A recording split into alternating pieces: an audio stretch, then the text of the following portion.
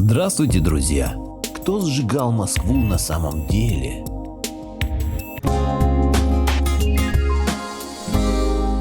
Благодарю всех, кто подписался на мой канал и смотрит мои видео. Ссылка на статью в описании. Автор статьи Борис Шаров.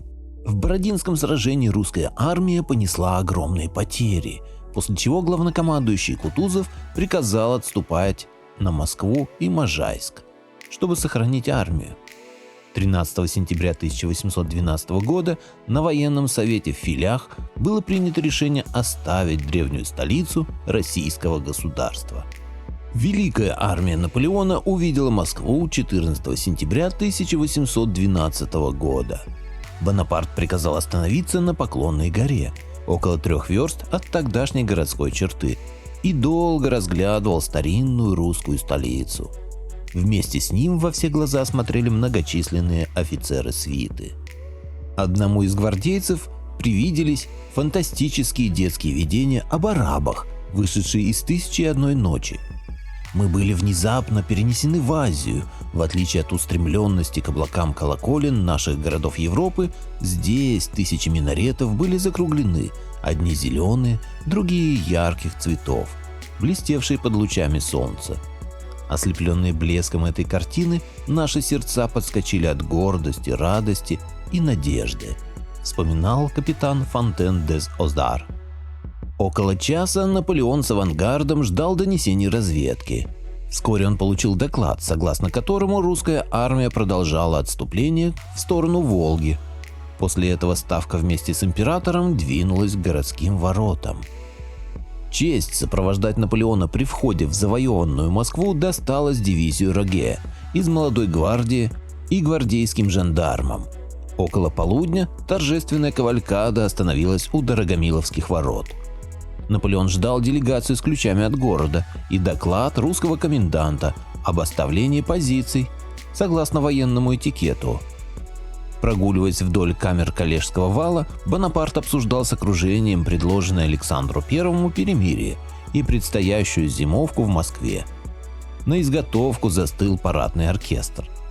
Офицеры и солдаты невольно сравнивали увиденное с Парижем.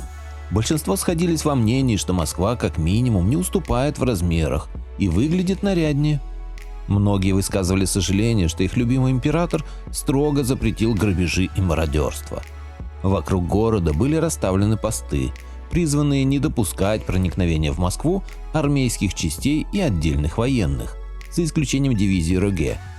В самом городе порядок должны были охранять 2 полка армейских жандармов. Примерно через полчаса ожидания к свите Бонапарта приблизился молодой человек в синей шинели и цилиндре. Его беспрепятственно пропустили. Он сказал пару слов императору наедине и беспрепятственно удалился. Наполеон процедил собравшимся: «В городе нет ни гарнизона, ни жителей», а потом добавил несколько корсиканских ругательств. Уже через час авангард Великой армии вступил в пустой город.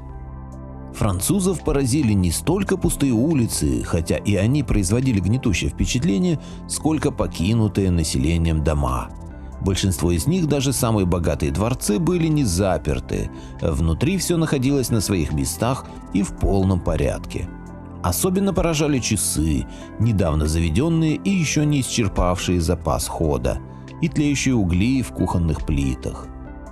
Редкие жители, оставшиеся в Москве, встречали колонны французов на порогах своих домов и лавок. В основном это были люди торгового сословия, на постое у которых русская армия оставила перед отступлением раненых французских офицеров. Настроение у победителей резко упало. Им предстояло ждать ответа русского императора в городе-призраке. Спустя несколько часов к французским властям стали обращаться первые погорельцы. Город был настолько огромен, что редкие струйки дыма не были заметны из Кремля, где расположился Наполеон. Но они уже поднимались к небу в совершенно разных концах Москвы. Город такой величины, да еще и деревянный на 2/3, оставленный почти совершенно без жителей, потенциально пожароопасен.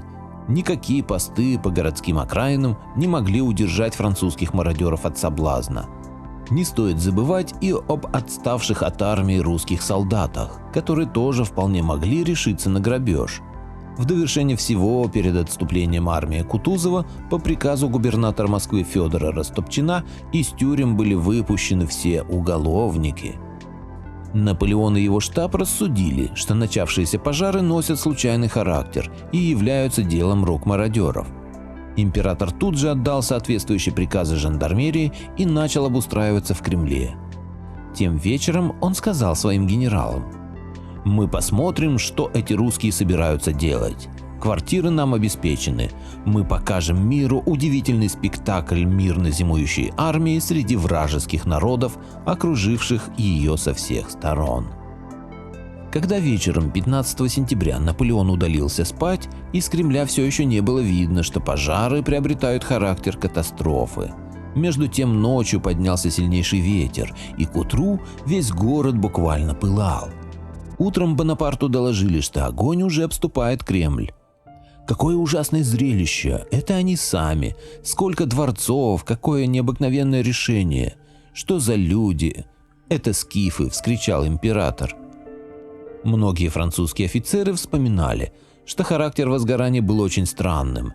Пожары начались во всех концах города и сразу были очень сильными. Настолько, что рушились даже каменные конструкции. Два офицера расположились в одном из кремлевских зданий, откуда им открывался вид на северную и восточную части города. Около полуночи их разбудил необычайный свет, и они увидали, что пламя охватило дворцы. Сначала оно осветило изящные и благородные очертания их архитектуры, а потом все это обрушилось. Вспоминает адъютант Наполеона Филипп Поль де Сегюр. Очень часто постовые отмечали, что огонь вспыхивал в наглухо запертых и охраняемых зданиях, а во многих несгоревших особняках французы нашли свертки с фосфором, пропитанные селитрой, идеальные зажигалки. Другие французы вспоминают, что происходило, когда они пытались занять уцелевшие кварталы. Прежде чем войти в эти запертые и покинутые дома, останавливались, услышав там легкий треск взрыва. Вслед за ним поднималась тоненькая струйка дыма, которая быстро становилась густой и черной, затем красноватой, наконец принимала огненную окраску, и вскоре все здание обрушивалось в вихре пламени. Французы пытались противостоять огненной стихии, но в пожарных частях не оказалось инвентаря. Подводы с бочками и даже лошади были на месте, а ни одной помпы не сыскалось. Вечером 16 сентября Наполеон перебрался из Кремля в Петровский дворец, где оставался 3 дня. Позднее он возложил ответственность за пожары на Растопчина. Русский губернатор хотел уничтожить этот прекрасный город, когда узнал, что армия его покидает. Он вооружил 3000 злодеев, которых выпустил из тюрем. Если поначалу Бонапарт боролся с мародерством, то, осознав масштабы пожара, решил его упорядочить. Грабежи начались еще 14 сентября, и на следующий день молодая гвардия, солдаты, которые успели посетить захоронение царей в Кремле, была заменена на части старой гвардии. Это не помогло. Наполеон приказал выделять наряды из частей, стоящих вне города, для поиска съестных припасов, кожи, сукна, меха и так далее. Император не скрывал, что отдал Москву на разграбление в отместку за поджог и бегство населения. Пожары разрешили грабеж, с помощью которого солдат оспаривает у пламени то, что осталось, написал он Александру I. Несмотря на то, что еще 16 сентября пошел сильный дождь, пламя не утихало до вечера 18-го. Погибли почти все деревянные постройки и значительная часть каменных. Замоскворечье и Солянка выгорели полностью. Всего было уничтожено 3/4 города. Французы же, отчаявшись бороться с пламенем, стали бороться с поджигателями. В письмах Наполеон упоминает о 400 расстрелянных, пойманных при поджогах. Официально суду были преданы 26 человек разных сословий. 10 из них сознались, показали, что поджигали по приказу Растопчина, и были расстреляны. Вина еще 16 человек была не вполне доказана, и они оставались под стражей до отступления французов. Кроме того, в огне пожаров погибли по разным оценкам от 2 до 10 тысяч русских раненых, которых не успели эвакуировать, и около 3000 местных жителей. А вот французская армия покидала город 20 октября, не досчитавшись 30 тысяч солдат и офицеров. сгинувших в разоренной Москве. Великая армия начала свое последнее отступление, оставив в сожженном городе несколько тысяч раненых, но прихватив награбленное добро. По мнению современников, только золото, серебро и драгоценности тянули на десятки тонн, не говоря уж об антиквариате, картинах и мехах. Это только императорская добыча, а еще каждый солдат тащил на себе примерно по пуду ценностей. Трудности похода и необходимость вернуться на разоренную Смоленскую дорогу вынудили Наполеона приказать избавиться от наименее ценной части груза. Солдаты тоже постепенно освобождались от лишнего. При этом французы старались ценности либо закопать, либо утопить. Впрочем, на протяжении всего пути к польской границе казаки и партизаны отбивали у французов целые подводы с награбленным. Бросали пушки, раненых, даже провиант, но два императорских обоза охранялись едва ли не тщательнее, чем сам император. Всего по современным оценкам там оставалось около 80 тонн золота. Серебро и прочее утопили еще где-то на Смоленщине. Плюс ценности, украденные из Кремля, которые не найдены до сих пор. Именно последнее обстоятельство указывает на то, что основной клад Наполеона до сих пор покоится где-то в лесах или озерах Белоруссии. Ведь Неман император пересек в одних санях под охраной едва ли эскадрона кавалерии.